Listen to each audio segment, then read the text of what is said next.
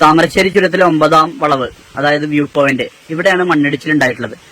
മണ്ണിടിച്ചിലിനെ തുടർന്ന് അത് ചുരത്തിന്റെ അവസ്ഥ ഇപ്പോൾ ഇതാണ്. ഭാഗികമായി വാഹനങ്ങൾ ഇന്നലെ രാത്രി കടത്തിവിട്ടിരുന്നു.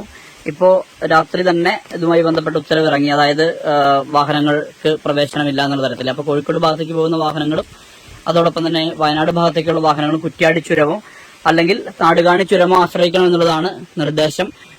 അതിന്റെ ഒരു വ്യാപ്തി എന്ന് പറയുന്നത് മുകളിൽ നിന്ന് താഴേക്ക് പാറ പതിച്ച് എത്തി എന്നുള്ളതാണ്. ഈ പാറകളുടെ ഒരു പ്രത്യേകത നമുക്ക് കാണാൻ പറ്റുന്നത് എല്ലാം ഒരു പരന്ന നിലയിലുള്ള പാറകളാണ്. കുറെ പാറകൾ, ഈ സ്ലേറ്റ് പോലെയുള്ള പാറകളാണ് നമുക്ക് ഇവിടെ കാണാൻ പറ്റുന്നത്. ചുരത്തിൽ മഴ പെയ്യുന്നുണ്ട്, ലക്കിടി ഭാഗത്ത് മഴ പെയ്യുന്നുണ്ട്. ഇന്ന് രാവിലെ തന്നെ ഇതുമായി ബന്ധപ്പെട്ട പരിശോധനകൾ നടത്തുന്നുണ്ട്. ഉദ്യോഗസ്ഥരെല്ലാം തന്നെ ഇവിടേക്ക് എത്തും. അതിനുശേഷം എത്രത്തോളം വ്യാപ്തി ഉണ്ടെന്നുൾപ്പെടെയുള്ള പരിശോധനകൾ നടക്കും. വാഹനങ്ങൾ ഒന്നും തന്നെ കടത്തിവിടുന്നില്ല. അതുകൊണ്ട് തന്നെ എല്ലാവരും ഈ ഗതാഗതത്തിന് ആശ്രയിക്കേണ്ടത് മറ്റു 2 ചുരങ്ങളെ, അതായത് നാടുകാണി ഒപ്പം തന്നെ ഈ കുറ്റ്യാടി ചുരങ്ങളെ ആശ്രയിക്കണം കോഴിക്കോടുള്ള യാത്രക്കാരും, ഒപ്പം തന്നെ ഈ മലപ്പുറം ഭാഗത്തേക്കൊക്കെ പോകുന്ന യാത്രക്കാരും വേണം. ചുരത്തിൽ മൂടൽമഞ്ഞുണ്ട്. രാവിലെ തന്നെ ഇതുമായി ബന്ധപ്പെട്ട പരിശോധനകൾ നടക്കും. പോലീസ് ഉദ്യോഗസ്ഥരുണ്ട്, ഫയർഫോഴ്സ്, മറ്റുള്ള സംവിധാനങ്ങളുണ്ട്.